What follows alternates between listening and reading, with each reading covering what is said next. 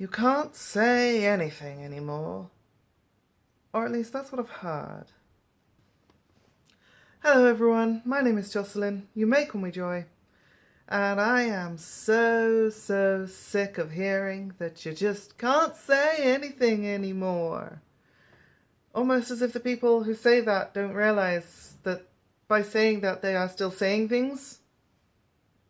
The concept, the discussion, the interactions that we have surrounding the topic of free speech have been received with mixed levels and scales of understanding and productivity. So, in order to try and avoid repetition from what other people have said, certainly surrounding the topic of freedom of speech, I'm just going to go into a few examples of very recently about like things being said. So someone, we'll just call this person L for now. Elle was in a discussion with somebody else who wanted to understand what the word woke meant. And just whenever people of a certain generation use the word woke, I cringe inside. I really do. For one thing, because they automatically think that it's bad, which the meaning has been so diluted by now it barely means anything, let alone meaning something bad. But it's also that they don't really understand the origins of it in the first place. To be woke originally meant to be aware of the injustices in society that were facing, would be typically facing people in minorities. And I believe it was originally about understanding Black people in America. Now, it just means whatever right-wingers hate. So, not great.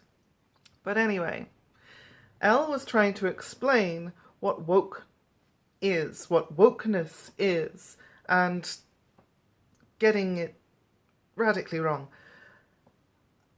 And of course I couldn't just keep my mouth shut. No, of course not. The sort of main crux of his point was that wokeist's bad because authoritarianism controlling what people do, you can't say anything these days, there's that phrase.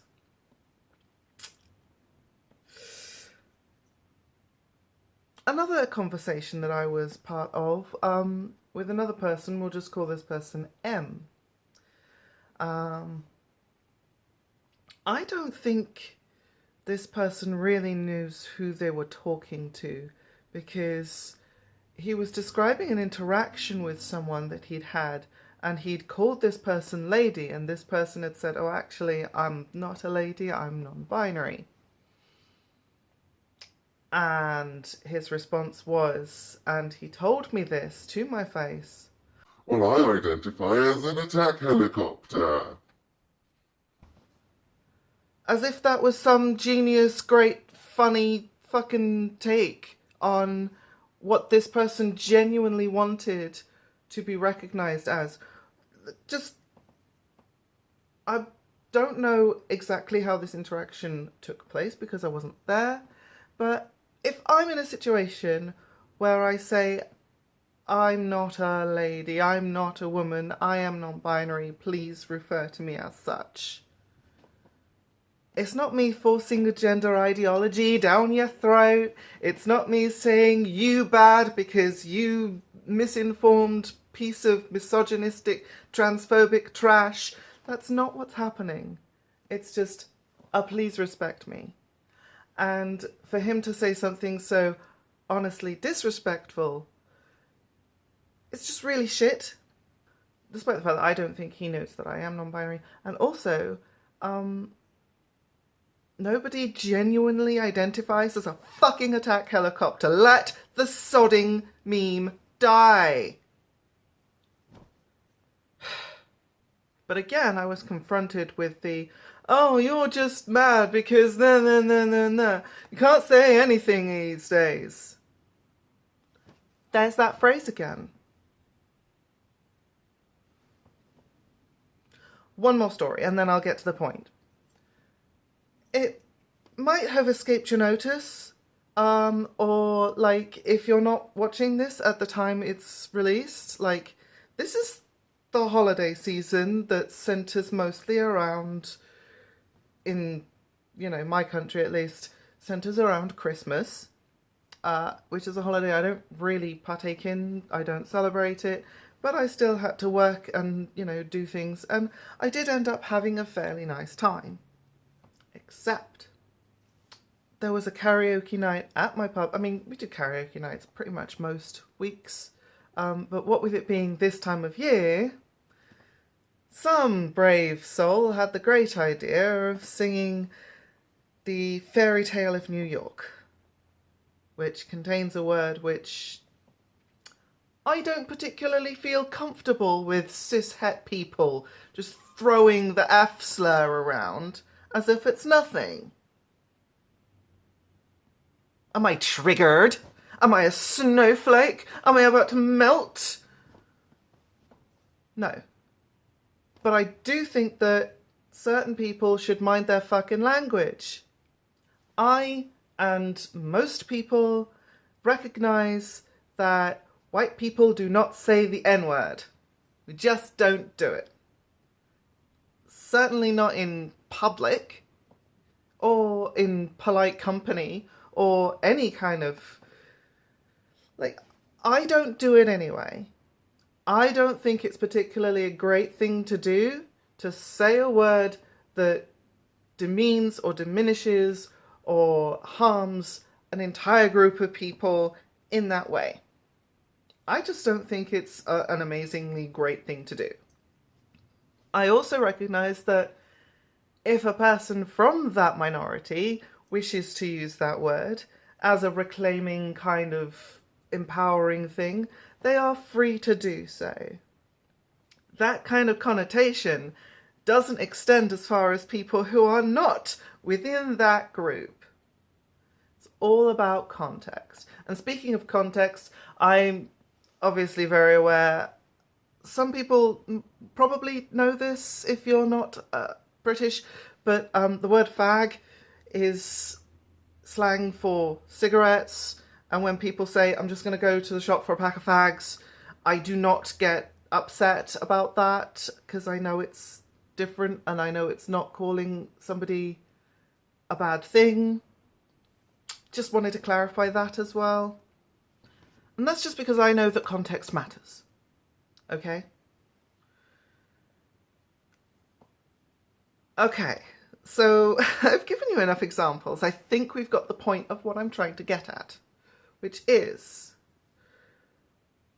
the woke PC culture is quashing freedom of speech is actually kind of a bullshit statement to make. And it's generally only said by people who want to get away with saying things that are pretty horrendous and hideous. If you've got the freedom to say the F slur, I've got the freedom to say, I don't like that. This is not cancelling.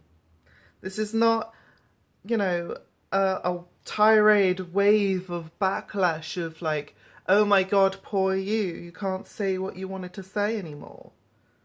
Like, this is not authoritarianism. What it is just a call for a bit more understanding. That's it. I'm not saying you can't say a certain word, I'm just saying understand that it will come with consequences if you do say that word. Social consequences that may end up ostracizing you, turning you into a pariah, not because of, oh, your freedom of speech, but because you chose to do a shitty thing and now people don't like you for it. Hello, and my editing self here. Something I forgot to mention earlier and I thought needs bringing up is the words that are acceptable and unacceptable have changed over time.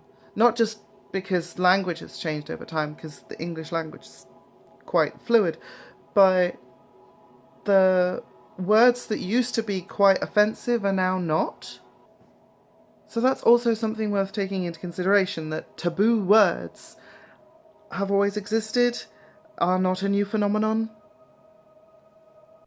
For people who have a larger platform, even more is expected of them, even more responsibility needs to be demanded of them, because their words have way more far-reaching consequences. Say, for example, an Alex Jones who says horrible things about certain infants that were unalived, and then their parents got a shit ton of harassment because of the things he said afterwards. Does he deserve to be cancelled? Does he deserve to have his freedom of speech stifled because he did very stupid, very thoughtless, and really harmful things with that speech? I think it's justified to say yes. I don't believe that hate speech is the same thing as free speech. And I think if somebody has made their opinion fairly clear on things they believe, how they feel, what they want the world to look like, and those things are bad, genocidal, like negative, awful things, then yeah, stopping them from being so public with their views is going to benefit society more. Trying to take this from a utilitarian angle, and we collectively as a society are the ones who do choose what is and is not acceptable. We have to be able to empower each other to stand up for what is right when we say things like, you know, it's not okay to be racist or homophobic.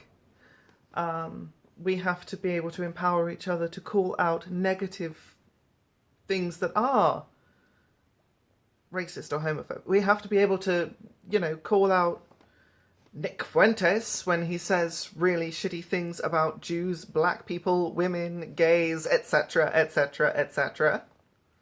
And this is not the same thing as one person being in control of all the censorship. Kind of like how Elon is running Twitter right now. It's a weird time to be alive. I don't think this video is particularly groundbreaking in its conclusion, but I do think that it needs be said, needs be remarked, needs repeating, that freedom of speech is not the same thing as freedom from consequences of that speech. When somebody points out that X is not the right way to say a thing, it's not a personal attack. It's just you might be misinformed, or you might not be up to date on the most accurate lingo.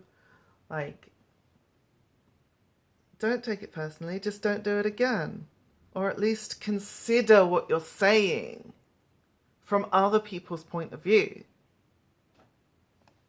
Because like it or not, political correctness did actually arise from a need. Like, necessity is the mother of invention, let's not forget. Do I think that political correctness can go too far sometimes? Yes. Actually, I do.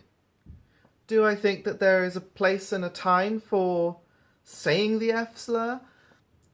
You can say a word, or in this case, sing a word, but again, be aware that that could also be something pretty negative that somebody around you that has had to deal with.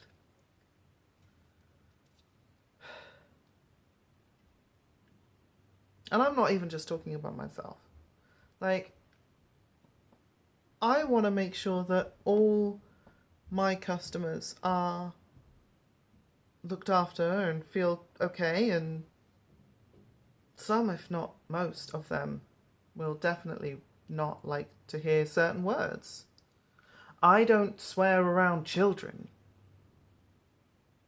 Am I being censored? Am I being, like, controlled by the woke police? No, I'm just regulating my own speech because I don't think it's right for children to absorb that kind of language. I don't think they need to hear that. So I don't want to take that choice away from them or their parents. Anyway, thank you for watching. I hope you take this message to heart and take it with you in this festive season that's still kind of ongoing, because the weekend's not over yet, people. Alright, I'll see you soon. Bye. Not to mention the fact that I don't think he thought, like, I don't think he knows that I am non-binary. I'm not good at this. Haven't done this in a while. Right.